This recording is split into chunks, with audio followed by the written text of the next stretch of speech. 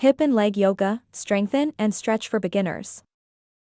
Welcome to our beginner's guide to hip and leg exercises through the art of yoga. Start feeling stronger and more flexible today.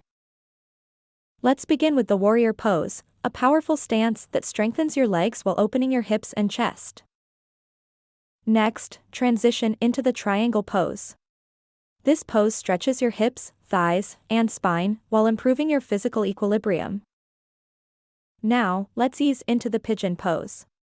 Perfect for deep hip opening and flexibility, it also soothes tight leg muscles. Moving forward, experience the magic of the chair pose. It tones your legs, hips, and back, building stamina and resilience.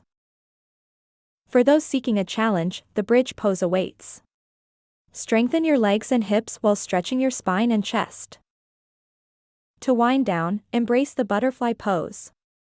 It's your go-to for a gentle hip stretch, ideal for cooling down and relaxation. Remember, consistency is key.